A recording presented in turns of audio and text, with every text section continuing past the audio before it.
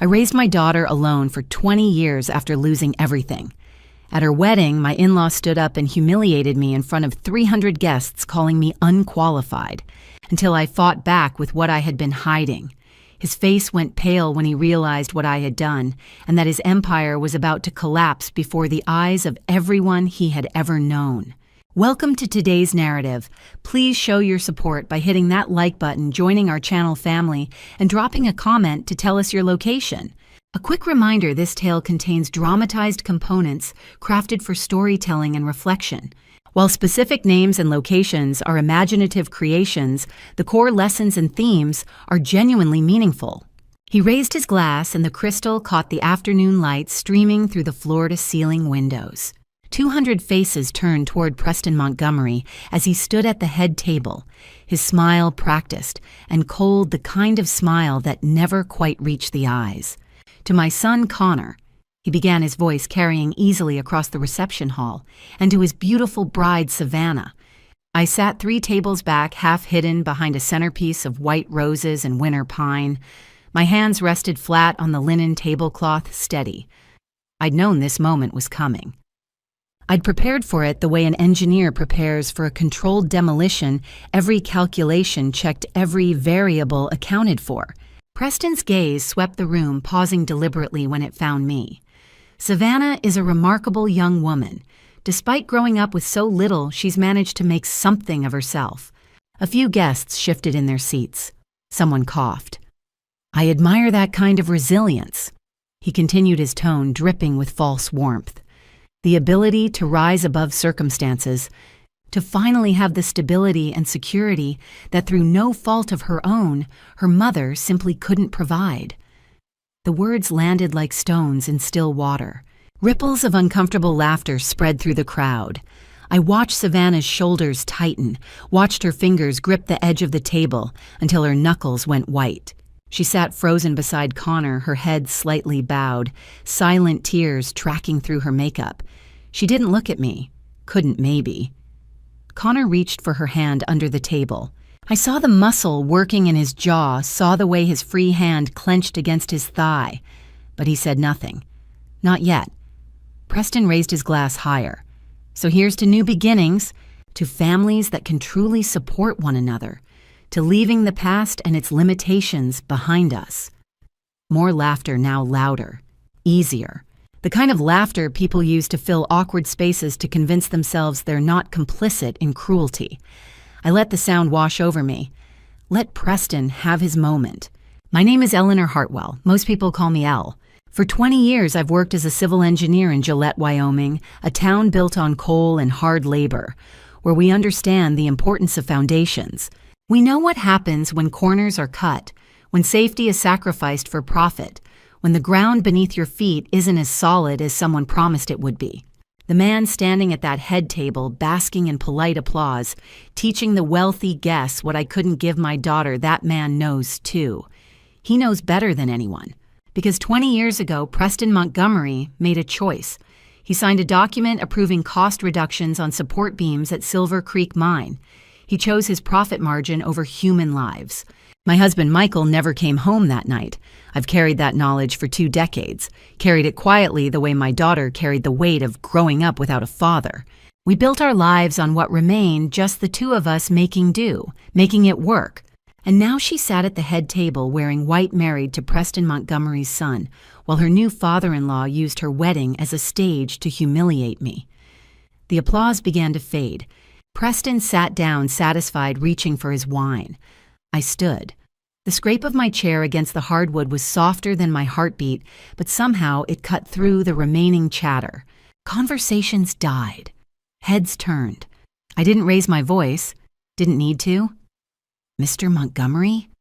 I said quietly, meeting his gaze across the 30 feet of polished floor between us. You mentioned foundations, stability, security. His smile flickered. Just for a second. But I saw it. I've spent my career building things that last, I continued. Things that can withstand pressure. Things that won't collapse when the truth finally comes to light. The room had gone perfectly still. Even the catering staff had stopped moving. I reached into my jacket pocket and felt the cool metal of the item I'd carried here. Michael's old drafting pencil, the one with "Build to Last" engraved along its side. I didn't take it out. Not yet, just held it there, a talisman, a reminder. I think, I said, my voice carrying to every corner of that silent room, it's time we talked about what you've really built, Preston, and what it cost. His face had gone pale. Good. The man humiliating me in front of 200 guests was about to find out what it costs to bury the truth for 20 years. 20 years ago, on a night just as cold as this one, I learned that the ground beneath our feet is only as solid as the men who build it. It was January in Gillette, the kind of Wyoming winter that gets inside your bones. I'd made pot roast for dinner, Michael's favorite, and left it warming in the oven. He was working the late shift at Silver Creek Mine 30 miles outside town. He'd be home by midnight. Our daughter Savannah was 3 months old.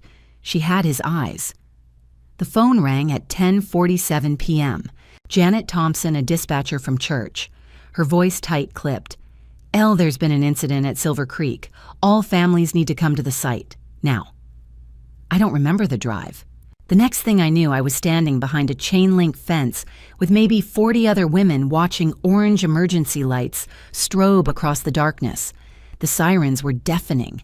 Ambulances, fire trucks, police cruisers, all screaming into the night like wounded animals. The air tasted of diesel and dust, thick enough to choke on. Portable floodlights threw harsh shadows across the mine entrance.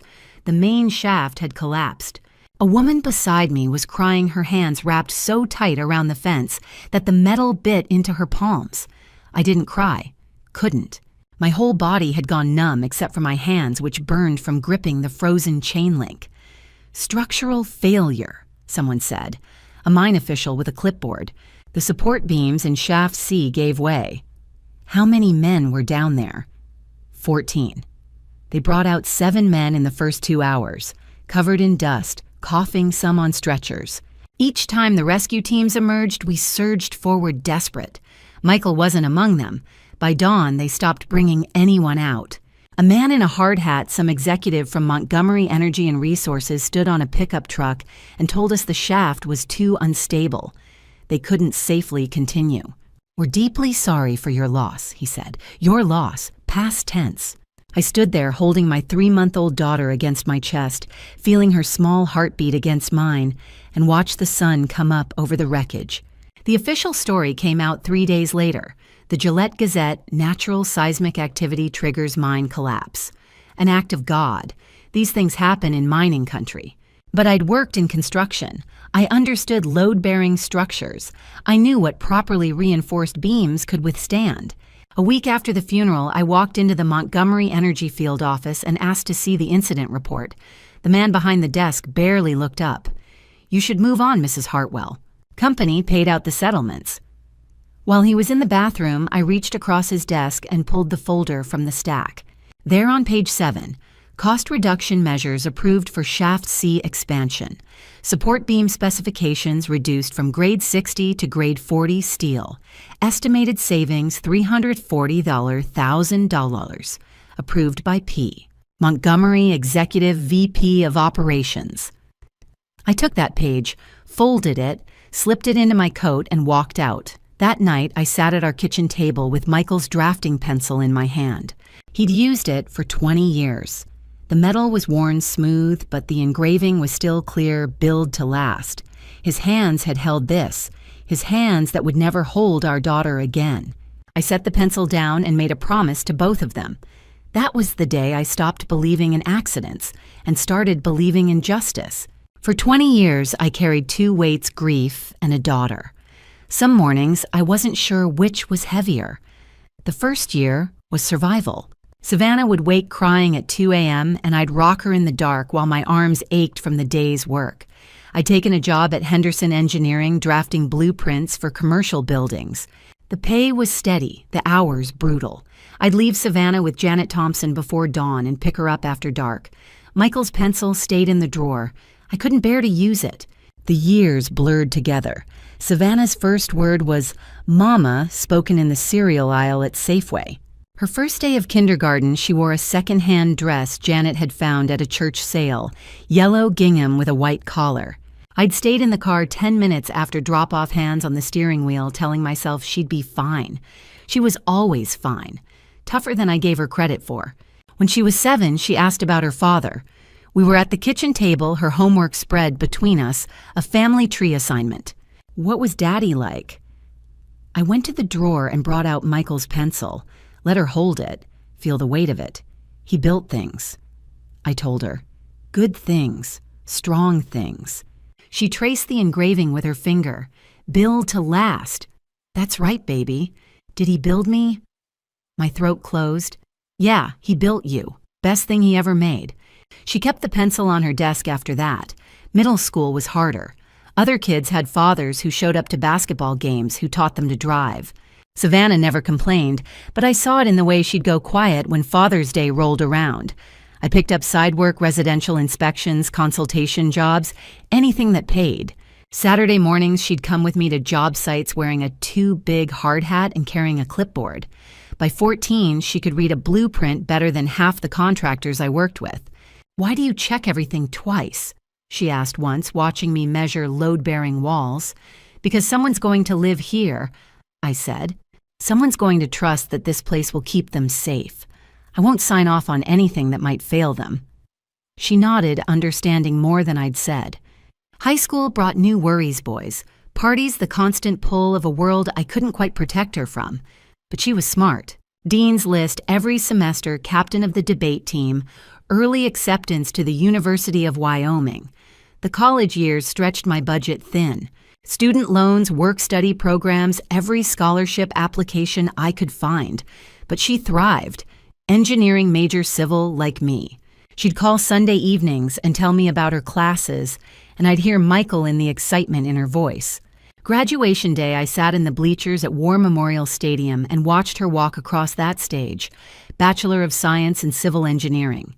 When they handed her the diploma, she looked right at me and smiled that same smile that had gotten me through 20 years of long days and longer nights. Janet, sitting beside me, squeezed my hand. You did good, Elle. We did, I said. That evening, Savannah showed me the gift she'd bought herself, a silver drafting pencil with an engraving, built to last. She kept her father's original in a shadow box on her apartment wall. I want to build things that matter, Mom. Like you. Like Dad. I hugged her tight, breathing in the familiar scent of her hair, and thought, This is what Michael and I built together. Not just buildings or bridges, but this strong, brilliant woman who knows the value of a solid foundation. I thought I'd given her everything she needed to weather any storm. Taught her to be careful, to check her work, to trust in things that were solid and true. I didn't know the ground was about to shift. 6 months ago, Savannah called with news that should have made me happy. I was at a construction site in Campbell County inspecting foundation work for a new elementary school. My phone buzzed, Savannah's photo lighting up the screen. I stepped away from the cement mixers to answer. Mom! Her voice was breathless, excited. I have to tell you something. What's wrong? Nothing's wrong. Everything's perfect. A pause, and I could hear her smile. I met someone. My chest loosened. Yeah, his name is Connor. We met at a conference in Denver 3 months ago. Mom, he's amazing. He's smart and kind, and he actually listens when I talk about work. I leaned against my truck, warmth spreading through me despite the October chill. This was what I'd worked for her, falling in love, building a future, being young and happy. I can't wait to meet him, I said. I really think this is it, Mom. I think he might be the one. She laughed. His last name is Montgomery. Connor Montgomery. Savannah Montgomery, doesn't that sound perfect? The cement mixer behind me ground on, but I couldn't hear it anymore. Montgomery. Mom, you still there? Yeah. My voice came out steady somehow. I'm here. I have to run meeting in 5. Love you. The line went dead. I stood there, phone still pressed to my ear, watching the crew pour concrete into forms that would hold up classroom walls, making sure the foundation would hold. Montgomery. There had to be more than one Montgomery family in Wyoming, common enough name. I pulled up Google with shaking fingers. Connor Montgomery, Wyoming. LinkedIn profile. Connor Montgomery, 29, environmental consultant, Gillette WI, bachelor's in environmental science from Colorado State. Photo of a young man with an easy smile, sandy hair, wearing a fleece jacket. I scrolled down. Father Preston Montgomery, executive chairman, Montgomery Energy and Resources. The phone slipped from my hand, cracked against the gravel. I picked it up and searched again. Found a photo from a charity gala, Preston Montgomery and son Connor at the annual Mining Industry Foundation dinner. Formal wear, Preston's hand on Connor's shoulder, both smiling. Behind them, through the banquet hall windows, a familiar mountain range. The same peaks I'd stared at 20 years ago while my husband died underground. Silver Creek Mine was 10 miles from where that photo was taken. I zoomed in on Connor's face. Kind eyes, honest smile. He looked nothing like his father, softer, warmer. But the resemblance was there in the jaw, the shoulders. Preston Montgomery's son. The site foreman called my name.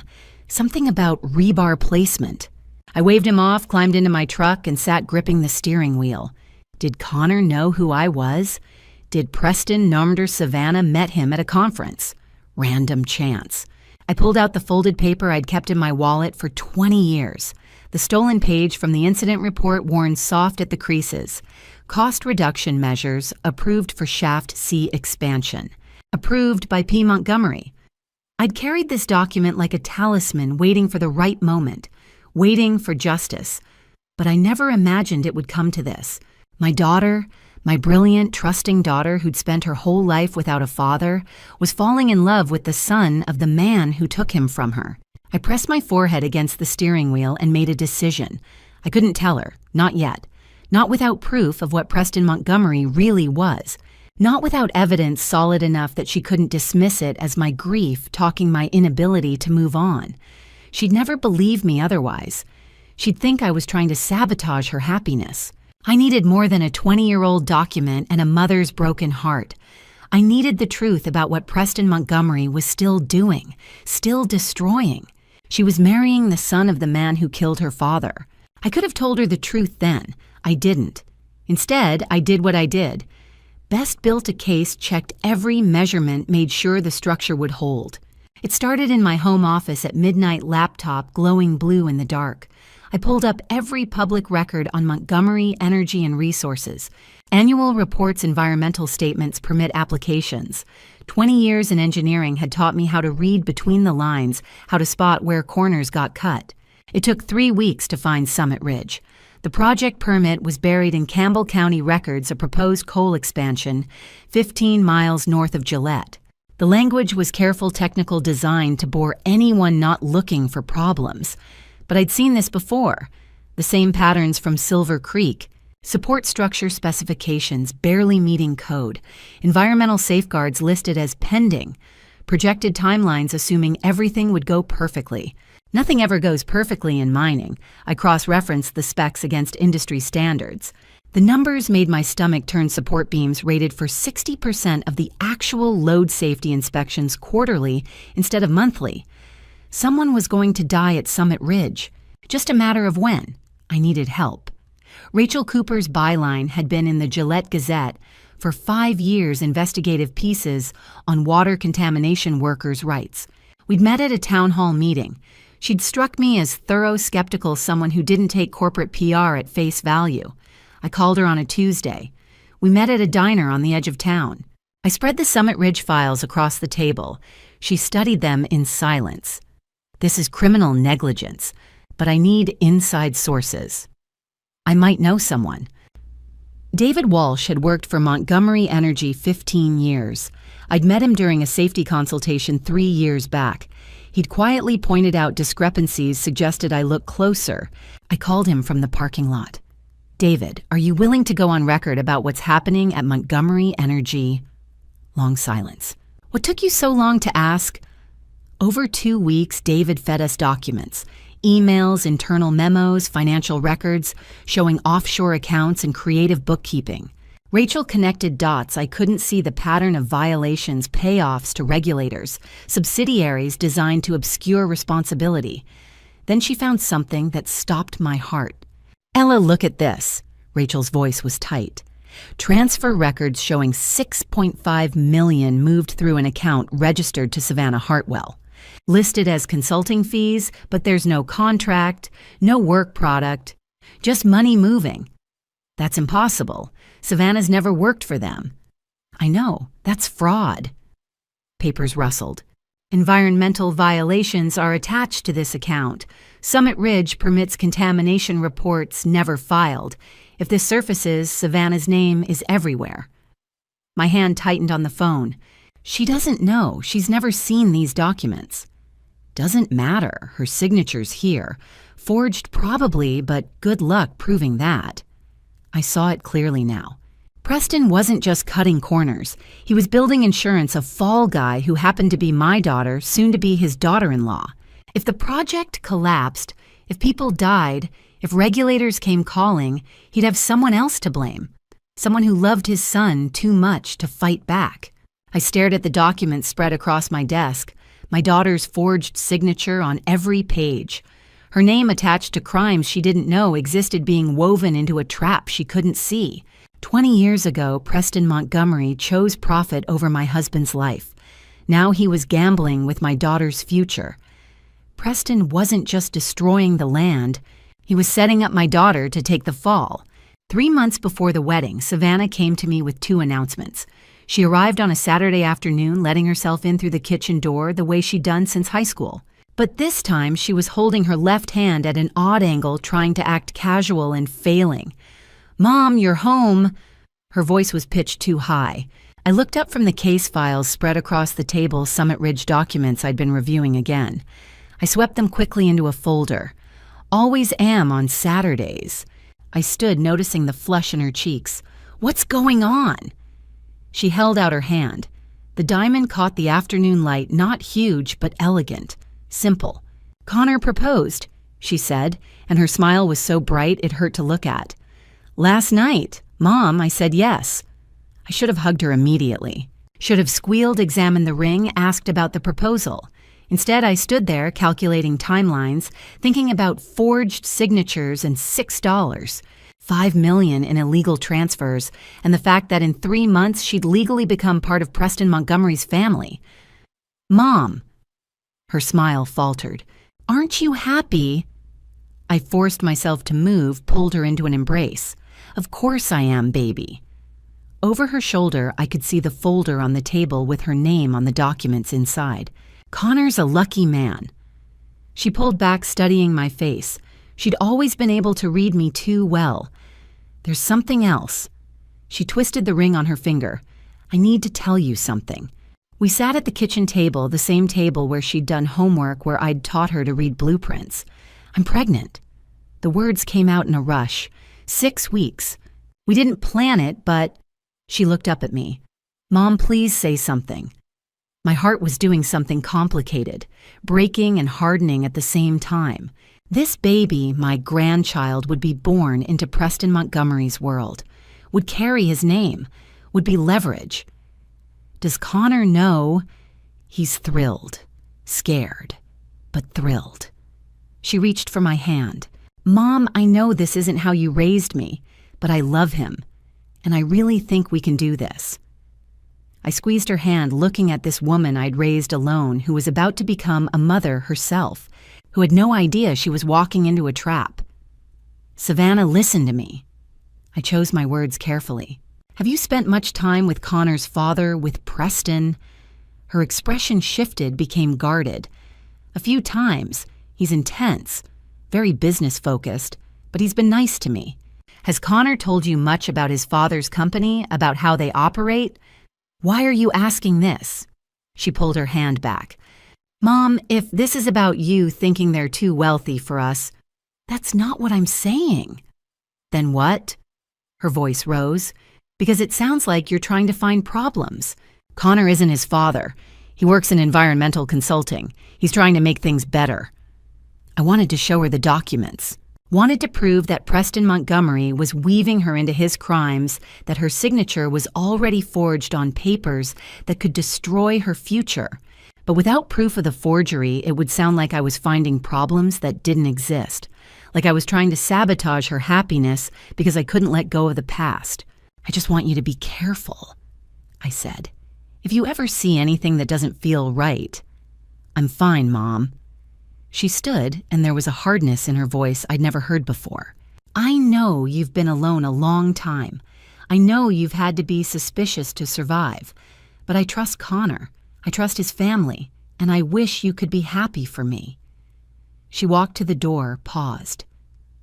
"The wedding's in 3 months. I hope by then you'll support this." The door closed.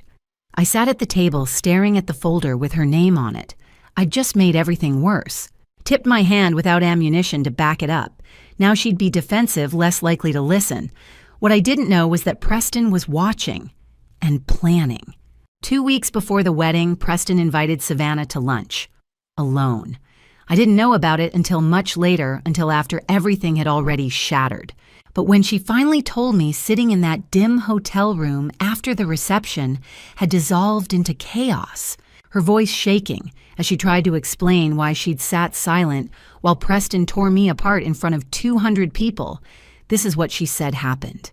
He'd chosen a restaurant downtown, the kind where businessmen make deals behind soundproof doors, a private room. He was already seated when she arrived, wearing the blue dress I'd helped her pick out just days before, the one that hid her barely showing pregnancy. He had a folder on the table. She told me, her hands twisting in her lap.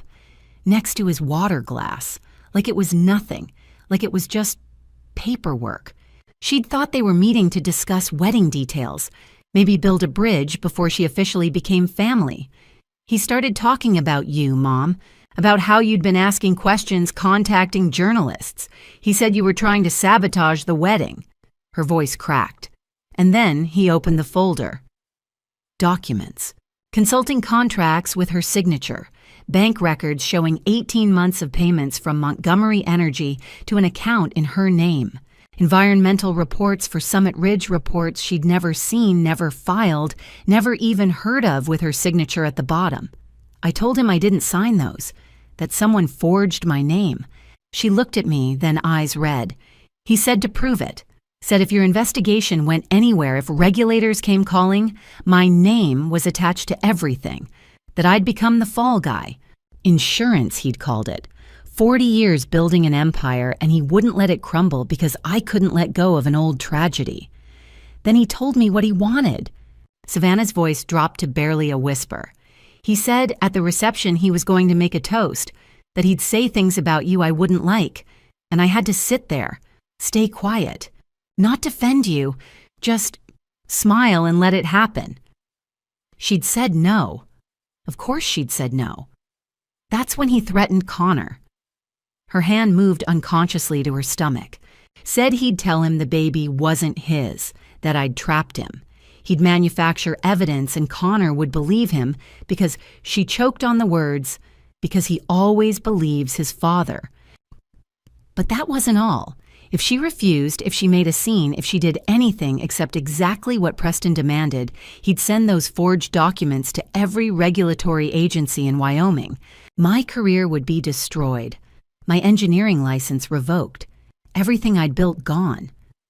He said I could control the damage, keep the family intact. All I had to do was stay quiet for one evening. I sat there listening to her recount this, my hands clenched so tight, my nails cut into my palms. She'd been alone in that room with a man who'd killed her father, pregnant with his grandchild. And he'd trapped her the same way he'd trapped me 20 years ago by making her believe that silence was protection. "I thought I was saving you," she whispered. "I thought if I just did what he wanted, he'd leave you alone. He'd stop coming after us." That's when I understood. My brilliant, loving daughter had sat frozen at that head table, tears sliding down her face, while Preston humiliated me, not because she agreed with him, not because she'd chosen his side, but because she was terrified, because she thought her silence would keep me safe. She'd tried to protect me the only way she could think of, by sacrificing herself. But I didn't know any of this on that afternoon 2 weeks before the wedding. I was at my office reviewing documents with Rachel, planning the exposure, believing I had everything under control. I didn't know my daughter was sitting in a restaurant downtown, agreeing to Preston's terms, crying in a private room after he'd left. I didn't know she thought she was saving me. She didn't realize silence never protects anyone. 10 days before the wedding, Connor showed up at my office. I hadn't invited him, didn't expect him. But there he was, holding a folder that looked a lot like mine. It was late past 7. I'd sent my assistant home hours ago and was working through Summit Ridge documents cross-referencing violation codes. The knock on my door made me jump. Connor stood in the hallway backlit by fluorescent lights. His tie was loose top button undone. He looked like he'd been wearing the same clothes for too long. "Mrs. Hartwell, can I come in?" I gestured to the chair across from my desk. He sat heavily and placed the folder between us, thick edges worn. When he opened it, I saw photocopies of documents I recognized: Summit Ridge permits, environmental reports, financial transfers, and Savannah's forged signatures on every page. "Where did you get these?" "My father's desk." Connor looked at me directly. His eyes were red-rimmed, exhausted. "I went looking for wedding paperwork. Found this instead. Preston Montgomery's son sitting in my office at 7:30 on a Thursday night, handing me evidence against his own father. Why are you showing me this?" "Because I know what you're doing. The investigation. The journalist. I know you're trying to stop him." My spine straightened. "Does your father know you're here?" "No, and he can't." Connor's hands clenched. "Mrs. Hartwell, there's more. Older files from Silver Creek Mine." The room tilted. "What about Silver Creek?" "Cost reduction approvals, safety waivers, all signed by my father." He paused. "Your husband's name is on the casualty list?" I'd known this for 20 years. But hearing Connor say it, hearing Michael's death acknowledged by Preston's own son, made something crack open in my chest. "Why are you telling me this?" "Because Savannah's pregnant. And my father is setting her up to take the fall for crimes she didn't commit." His voice broke. "I need to know how to help, how to stop him." I studied this young man. He had Preston's jawline, his build, but his eyes were different. Afraid, but not cold, not calculating. "Your father knows I'm investigating." "Maybe. He's been asking Savannah questions about you, what you've told her, what you know." That explains Savannah's distance lately.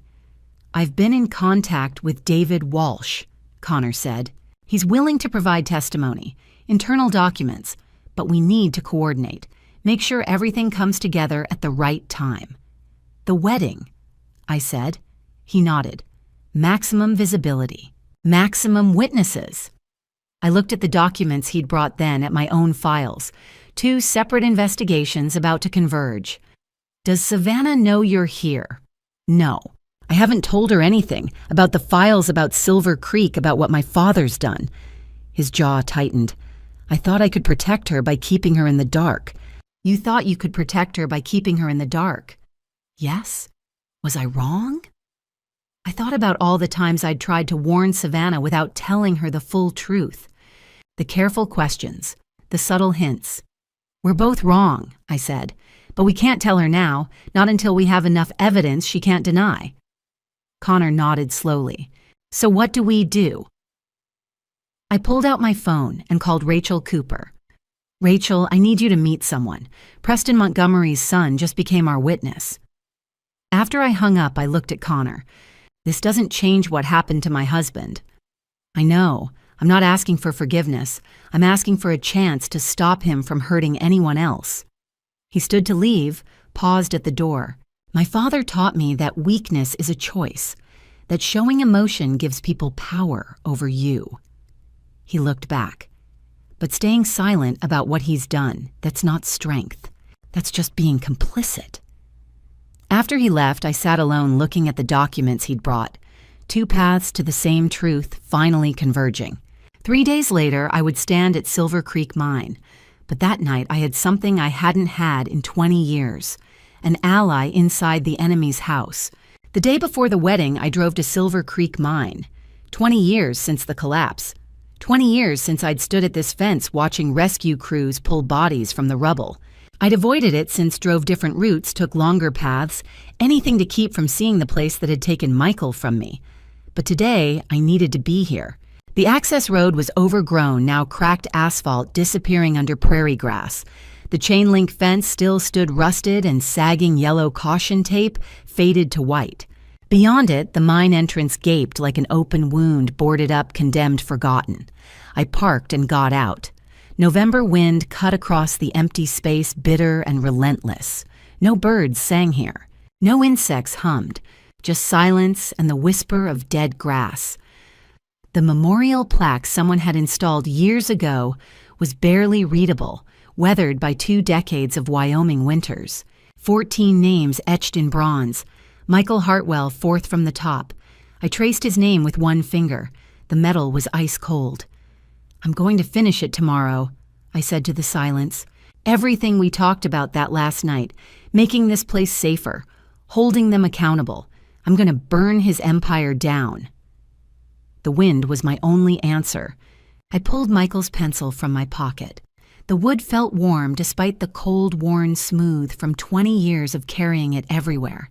The engraving was barely visible now, billed to last. "She chose him," I whispered.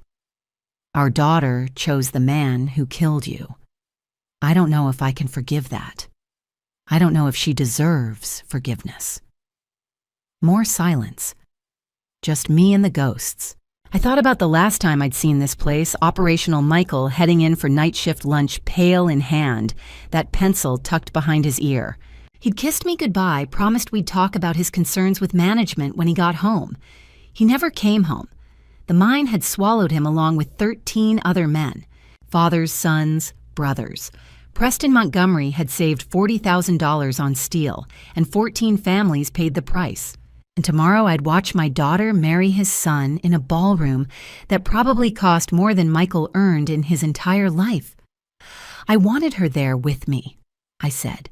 When justice finally came, I wanted us to face him together, but she's on his side now.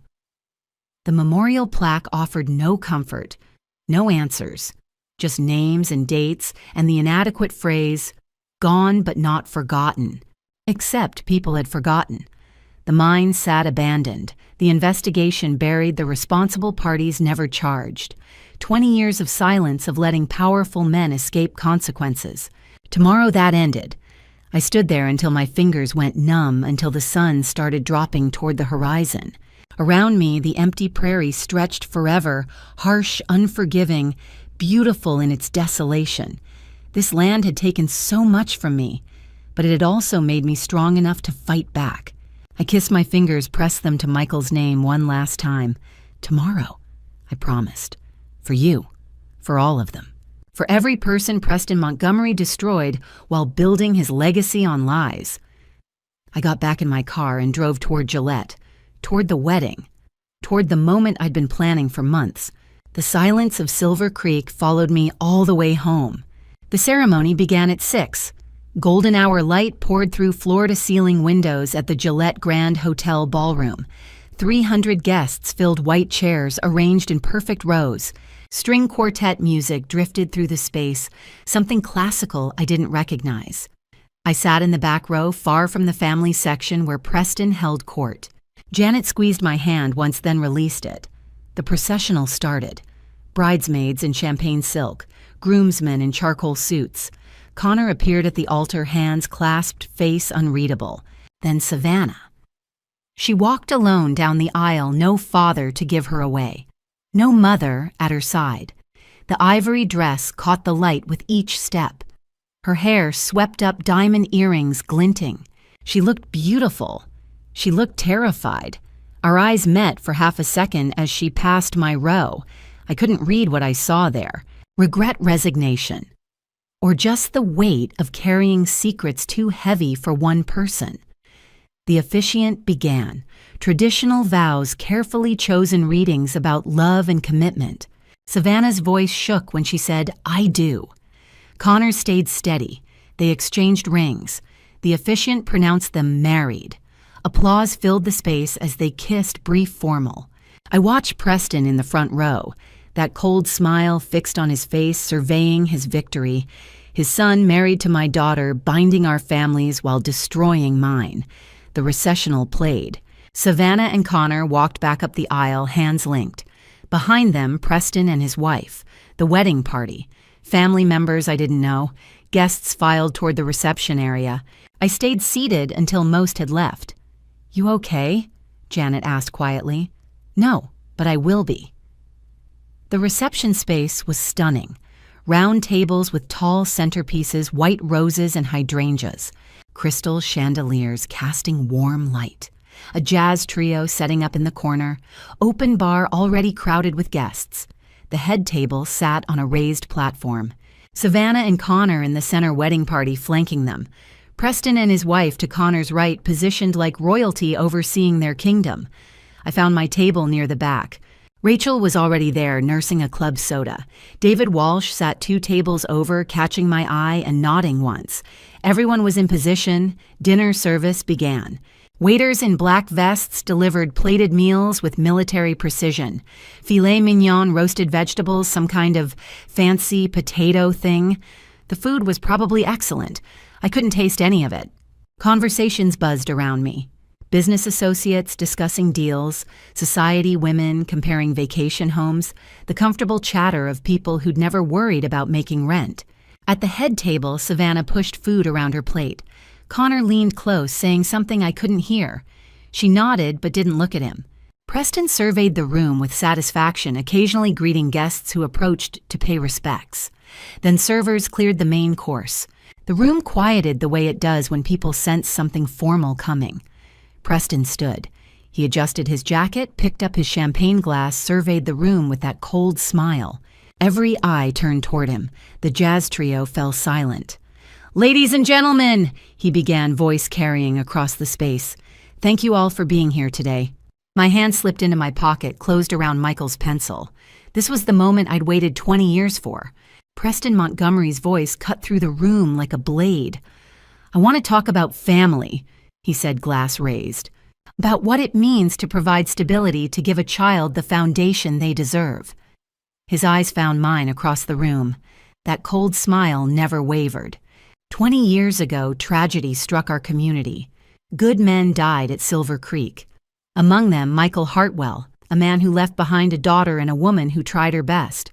My chest tightened, but I kept my face neutral. Eleanor worked hard, I'll give her that. But raising a child requires more than determination. It requires resources, security, the kind of stability that comes from family wealth, from generations of careful stewardship. Around me, guests shifted uncomfortably. Connor's jaw clenched at the head table. Today I'm grateful that Savannah finally has what she always deserved, a real family. The Montgomery name carries weight in this town. It opens doors. It provides opportunities that others simply cannot offer. Savannah's face had gone pale. Her hand trembled on the table. "So let's raise our glasses to Savannah, finding the stability and security she was denied for so long, to the future she'll build with my son under the protection of the Montgomery legacy." The room remained quiet. A few guests reluctantly lifted their glasses. I stood, every head turned toward me. Preston's smile tightened at the edges. "That was beautiful, Mr. Montgomery." I said, my voice steady. "Really moving. But before we drink to the future, I think everyone should understand the past." I caught Rachel's eye across the room. She nodded once. "You talk about stability and family, about providing for Savannah." I moved toward the center where everyone could see me. "But you left out some details." The projection screens flickered to life behind Preston. His head whipped around. The first image appeared a bank transfer document. $6. $5 million dated 18 months ago from Montgomery Holdings to an offshore account. "That's Savannah's signature," I said, except Savannah never signed it, never saw it, never authorized any transfers. Gasps rippled through the crowd. Preston's face drained of color. The next slide, another transfer, same amount, different date. Then another, all bearing Savannah's forged signature. $13 million, I continued. Moved through Savannah's accounts to hide environmental violations at Summit Ridge. Grade 40 steel used in load-bearing structures when regulations required grade 60. The same corners cut at Silver Creek 20 years ago. The screen-changed environmental reports highlighted sections showing structural deficiencies, cost-cutting measures, falsified inspection records. Preston's mouth opened, but no sound came out. David Walsh, your own CFO, kept copies of everything, every forged signature, every illegal transfer, every violation you planned to blame on my daughter. The final slide appeared Michael's face, young and smiling in his hard hat. Below it, white text against black Michael Hartwell died because Preston Montgomery chose profit over safety.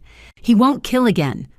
The room erupted, chairs scraped, voices overlapped, shock, anger, disbelief. Someone shouted for security. Connor moved to Savannah's side. She was shaking, tears streaming. But she wasn't looking at Preston. She was looking at me. Preston grabbed the podium knuckles white. This is fabricated. Slander. I'll sue. With what? Rachel's voice rang out. The $7 million in assets the FBI froze this morning. More chaos, cameras flashing, people pushing toward exits. Preston's cold control shattered. His face twisted with rage as he stared at me. The room exploded into chaos. I appreciate you staying with me through this journey. Drop a 1 in the comments to let me know you're still here. Quick reminder, this narrative contains dramatized elements created for storytelling purposes. If this style doesn't resonate with you, feel free to pause here and explore other content that better suits your preferences. Preston Montgomery's voice cut through the room like a blade. I want to talk about family, he said, glass raised, about what it means to provide stability to give a child the foundation they deserve. His eyes found mine across the room. That cold smile never wavered. 20 years ago, tragedy struck our community. Good men died at Silver Creek. Among them, Michael Hartwell, a man who left behind a daughter and a woman who tried her best. My chest tightened, but I kept my face neutral. Eleanor worked hard, I'll give her that. But raising a child requires more than determination. It requires resources, security, the kind of stability that comes from family wealth, from generations of careful stewardship. Around me, guests shifted uncomfortably. Connor's jaw clenched at the head table. Today, I'm grateful that Savannah finally has what she always deserved, a real family. The Montgomery name carries weight in this town. It opens doors. It provides opportunities that others simply cannot offer. Savannah's face had gone pale. Her hand trembled on the table. So let's raise our glasses to Savannah finding the stability and security she was denied for so long. To the future she'll build with my son under the protection of the Montgomery legacy. The room remained quiet. A few guests reluctantly lifted their glasses. I stood. Every head turned toward me. Preston's smile tightened at the edges. That was beautiful, Mr. Montgomery. I said, my voice steady, really moving. But before we drink to the future, I think everyone should understand the past. I caught Rachel's eye across the room. She nodded once. You talk about stability and family, about providing for Savannah. I moved toward the center where everyone could see me. But you left out some details. The projection screens flickered to life behind Preston. His head whipped around. The first image appeared a bank transfer document. $6. $5 million dated 18 months ago from Montgomery Holdings to an offshore account. That's Savannah's signature, I said, except Savannah never signed it, never saw it, never authorized any transfers. Gasps rippled through the crowd. Preston's face drained of color. The next slide, another transfer, same amount, different date, then another, all bearing Savannah's forged signature. $13 million, I continued, moved through Savannah's accounts to hide environmental violations at Summit Ridge. Grade 40 steel used in load-bearing structures when regulations required grade 60, the same corners cut at Silver Creek 20 years ago. The screen-changed environmental reports highlighted sections showing structural deficiencies, cost-cutting measures, falsified inspection records. Preston's mouth opened, but no sound came out. David Walsh, your own CFO, kept copies of everything, every forged signature, every illegal transfer, every violation you planned to blame on my daughter. The final slide appeared Michael's face young and smiling in his hard hat. Below it, white text against black Michael Hartwell died because Preston Montgomery chose profit over safety. He won't kill again. The room erupted, chairs scraped, voices overlapped, shock, anger, disbelief. Someone shouted for security. Connor moved to Savannah's side. She was shaking, tears streaming, but she wasn't looking at Preston. She was looking at me. Preston grabbed the podium knuckles white. This is fabricated slander. I'll sue with what? Rachel's voice rang out.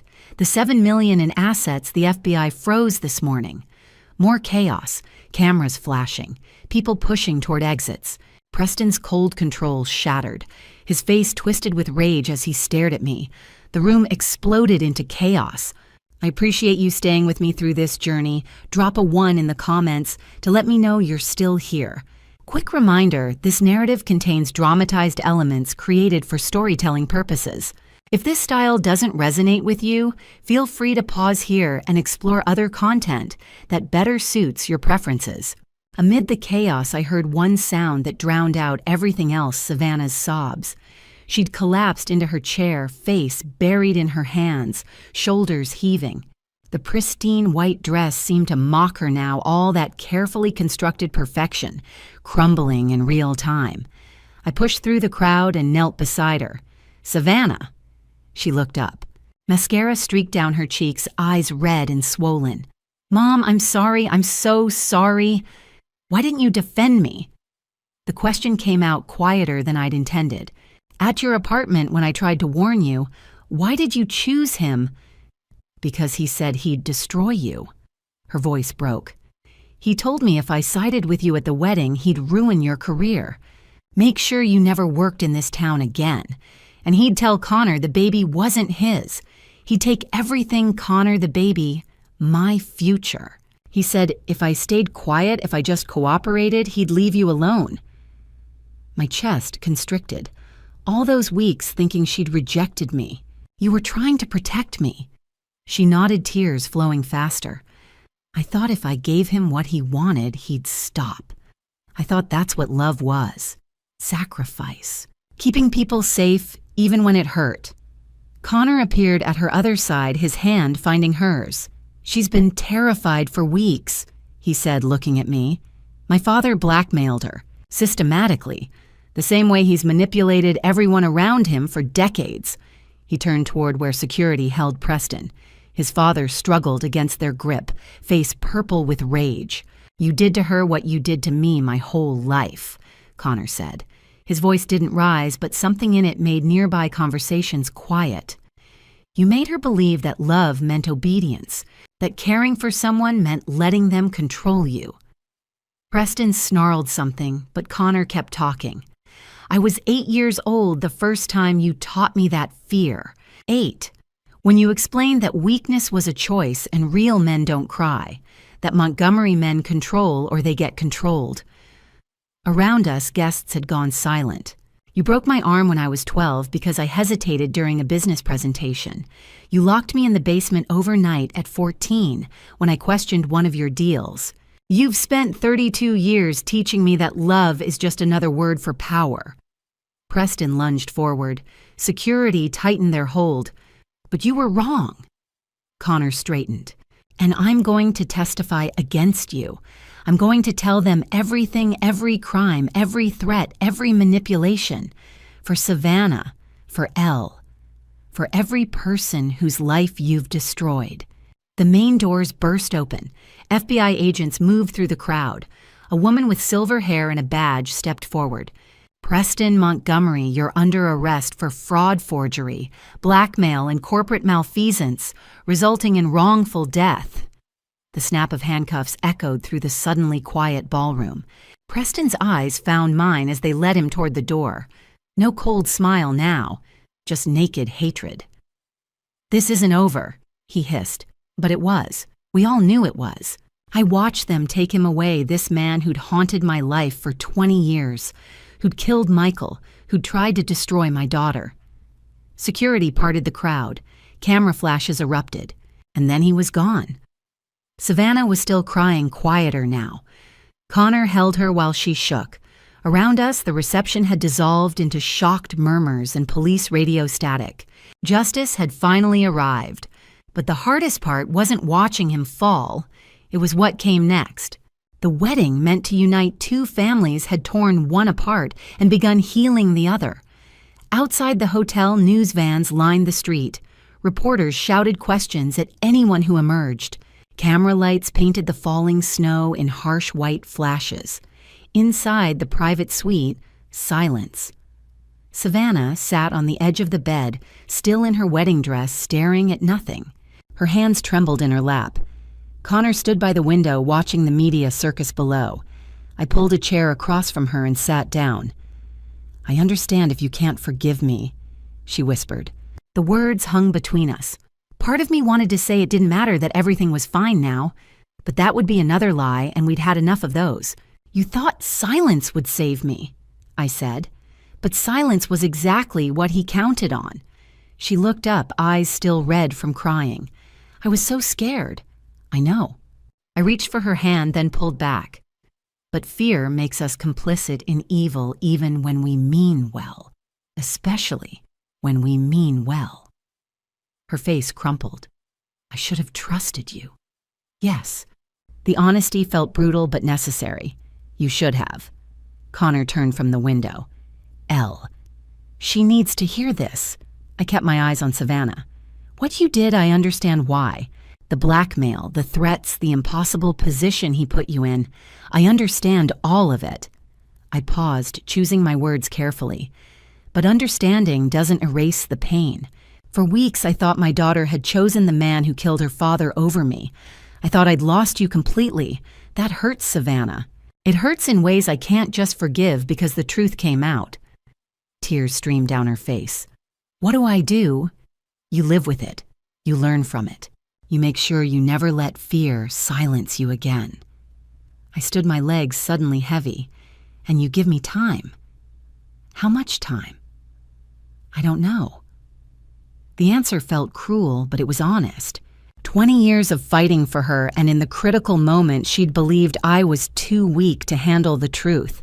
That cut deeper than Preston's schemes ever could. Connor stepped forward. "I'll take care of her. I promise you that." "I know you will." I reached into my pocket, pulled out Michael's pencil. The wood felt warm from being carried close. "Your father built his empire on lies. Build your family on truth." I pressed it into his palm. He stared at it, then at me.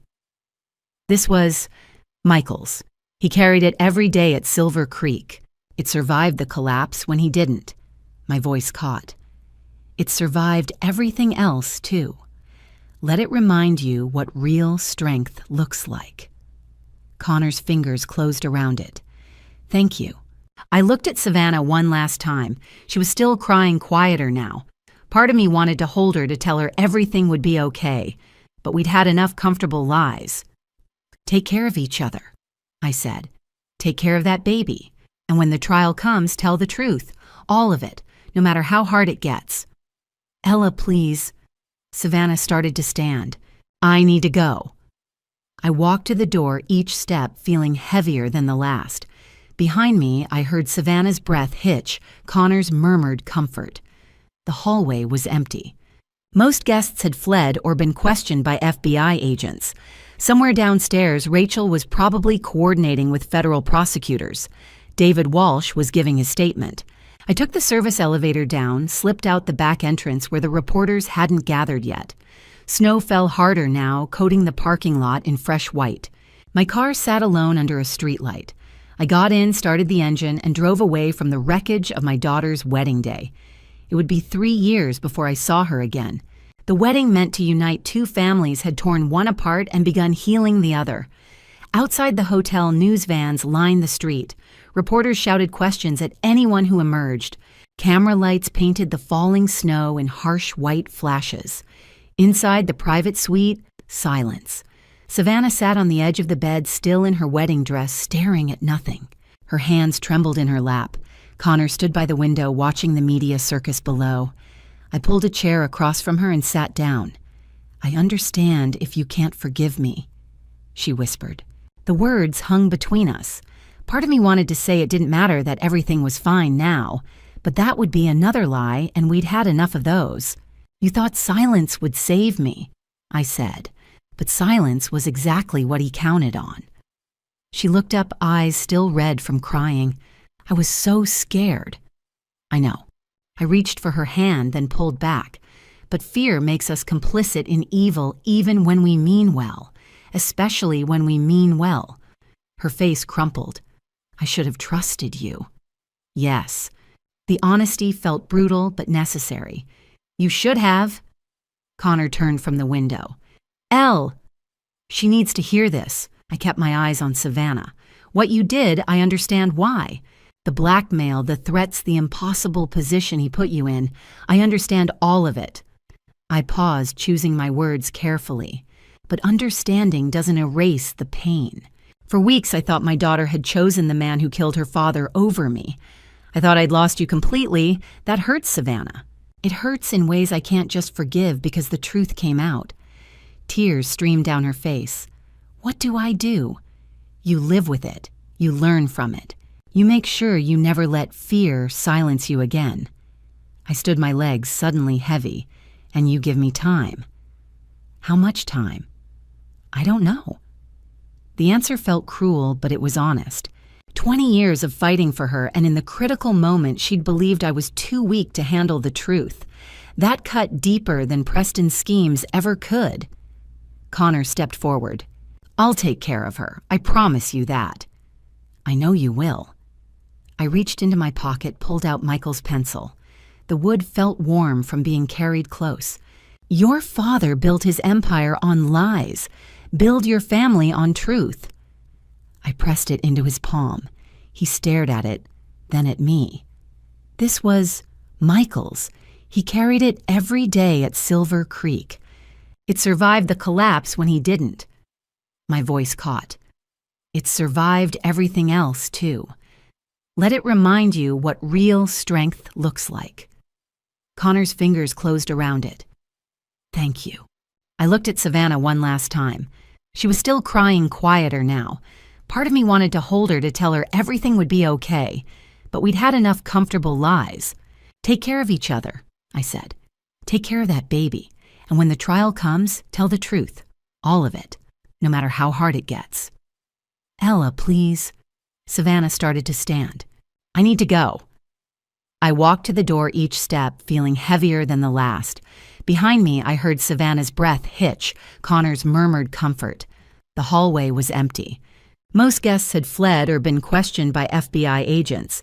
Somewhere downstairs, Rachel was probably coordinating with federal prosecutors. David Walsh was giving a statement. I took the service elevator down, slipped out the back entrance where the reporters hadn't gathered yet. Snow fell harder now, coating the parking lot in fresh white. My car sat alone under a streetlight. I got in, started the engine, and drove away from the wreckage of my daughter's wedding day. It would be 3 years before I saw her again. For 3 years, I watched my daughter's life from a distance. Janet became my eyes. She'd call every few weeks with updates, careful never to push, just offering information if I wanted it. I always wanted it. Year 1 was brutal. Savannah spiraled after the wedding depression so severe she could barely get out of bed. Connor hired a therapist specializing in trauma. Savannah went twice a week, sometimes more. The baby arrived in June. 7 pounds, healthy lungs, Connor's eyes. They named him Michael. Janet told me that part in person sitting at my kitchen table with tears in her eyes. She said she wanted him to carry his grandfather's name, to remember the man who taught her real strength even if she'd forgotten it for a while. I cried for an hour after Janet left. Year 2 brought slow progress. Savannah started volunteering at the community kitchen on Tuesdays, serving meals to families struggling the way we once had. She read to kids at the library on Thursdays. Small steps, Janet said, but consistent ones. Connor kept working not at Montgomery Holdings, which no longer existed, but at a workers' rights nonprofit. He used his business degree to help unions negotiate safety protections. "He's good with the baby," Janet reported. patient, nothing like his father. Year 3 marked a shift. Savannah started taking online classes in nonprofit management. She threw herself into understanding advocacy work, grant writing, community organizing. Then in March, her application arrived on Janet's desk. Janet ran day-to-day operations of the Michael Hartwell Memorial Fund, while I focused on policy work. We'd grown into a recognized advocacy organization, 3 full-time staff, an annual budget of $2 million, partnerships with unions across Wyoming. We needed an outreach coordinator. Savannah's cover letter was 3 pages long. "I want to honor the grandfather my son will never meet," she wrote. "I want to make amends for my silence when courage was required. I understand if my last name disqualifies me, but I'm asking for the chance to spend my career fighting for the protections my grandfather died without." Janet brought the application to my office, set it on my desk without a word. I read it 3 times. "She doesn't know you run this," Janet said quietly. "She thinks you're still doing freelance consulting. She has no idea the fund is yours." I stared at the resume. 3 years of volunteer work.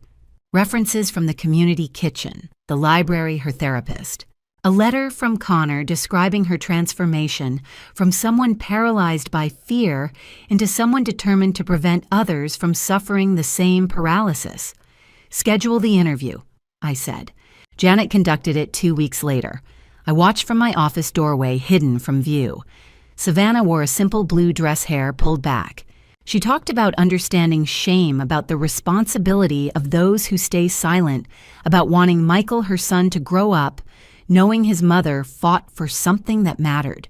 "I can't undo what I did," she told Janet, "but I can spend the rest of my life making sure other people don't make the same mistakes, that they don't let fear turn them into bystanders."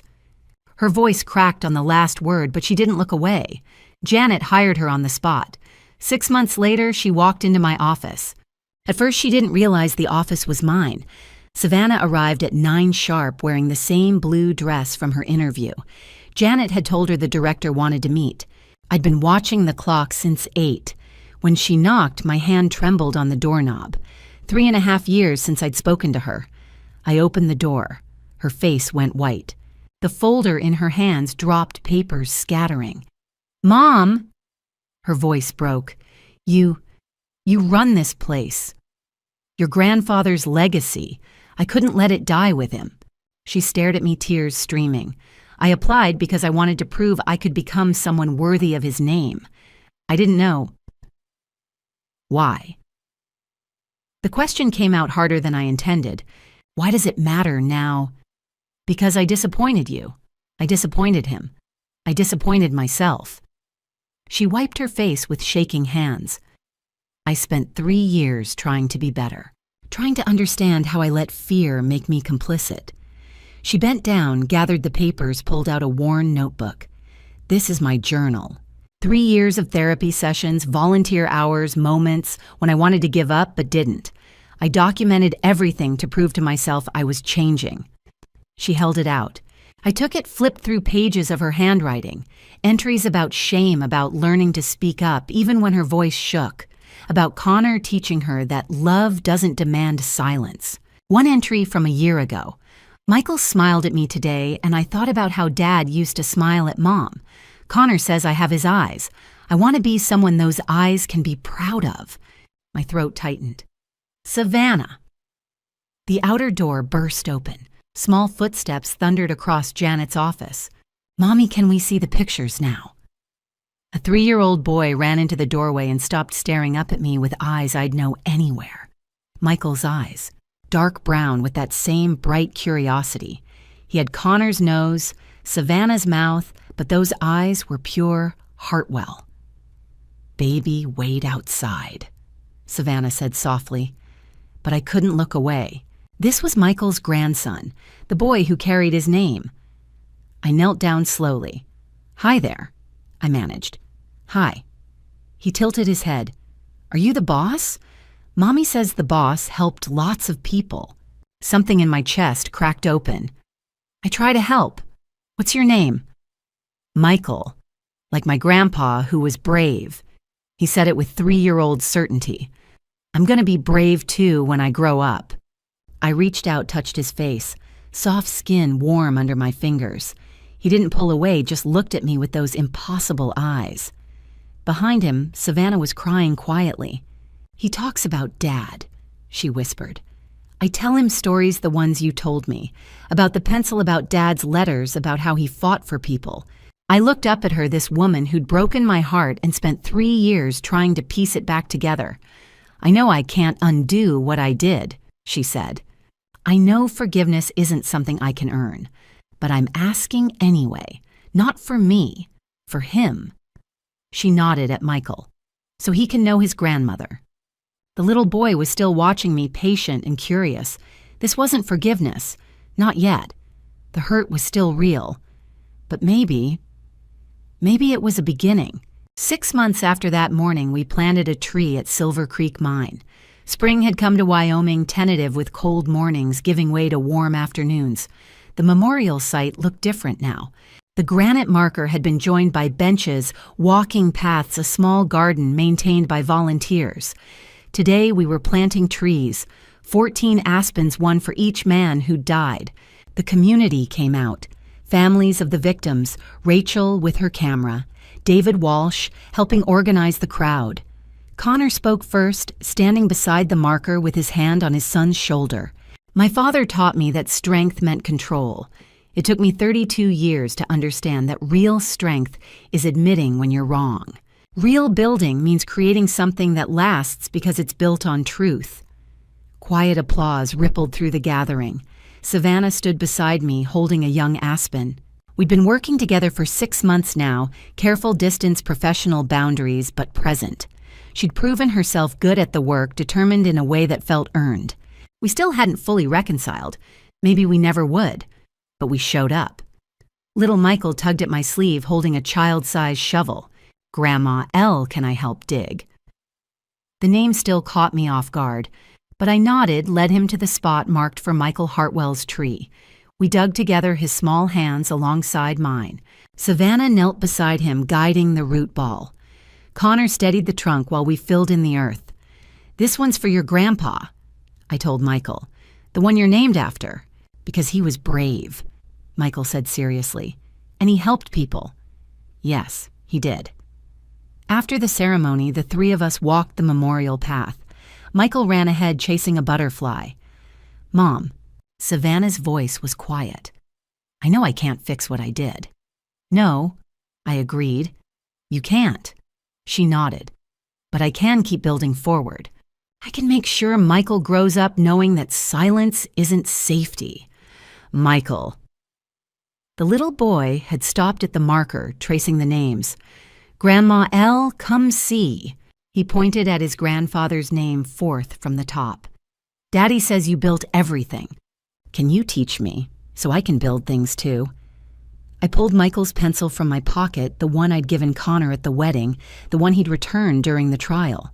The wood was worn smooth from decades of carrying. I knelt down, placed it in Michael's small hand. "This was your grandpa's. He taught me that the strongest buildings start with truth. Not with what looks good or what's easy, but with what's real and honest, even when it's hard." Michael studied the faded words, "Build to last." Savannah's tears fell quietly beside me. "We're not where we were," I said, looking at her. "We probably never will be, but we're here. That's something." She wiped her eyes. "It's everything." Michael handed the pencil back. "Keep it safe, Grandma, until I'm big enough." "I will." We stood together 3 generations while Wyoming wind moved through the young aspens. Around us, the memorial held 14 names, 14 trees, the weight of 20 years, finally acknowledged. They call it revenge. I call it restoration. Not restoring what was lost that can never be rebuilt, but restoring what must exist, integrity, justice, and the belief that even shattered foundations can support new growth. The young aspen swayed in the breeze roots, finding purchase in soil that had held too much pain for too long. Build to last. We were trying. Looking back now, I see the cost of silence more clearly than ever. Don't be like me. Don't wait 20 years to speak your truth. When you see injustice when powerful people crush the vulnerable, don't convince yourself that patience is wisdom. God gave us voices to speak for those who cannot speak for themselves. I learned that family drama stories like mine aren't just about revenge or justice. They're about choices we make when fear tries to silence us. Savannah chose silence thinking it would protect me. I chose silence for 2 decades thinking I wasn't strong enough alone. Both of us were wrong. The grandma stories you hear usually end with wisdom freely given with forgiveness, flowing like honey. Real life is messier. Real reconciliation takes years, not moments. Here's what I learned. God doesn't call us to be comfortable. He calls us to be courageous. When I finally stopped waiting for someone else to deliver justice and started building it myself, that's when healing began. Not just for me, but for an entire community. These family drama stories teach us that love without accountability becomes complicity, that grandma stories worth telling are the ones where we admit our failures alongside our victories, that God's justice sometimes requires human hands willing to do the hard work. Build your foundations on truth even when lies seem easier. Speak up even when your voice shakes. I appreciate you staying through this entire journey. Drop a 2 in the comments so I know you made it to the end. Quick reminder, this narrative includes dramatized elements designed for storytelling and reflection. If this style doesn't resonate with you, feel free to explore other content. What family drama stories have shaped your life? Share your experiences below your story might help someone else. Subscribe for more authentic grandma stories about courage, redemption, and healing.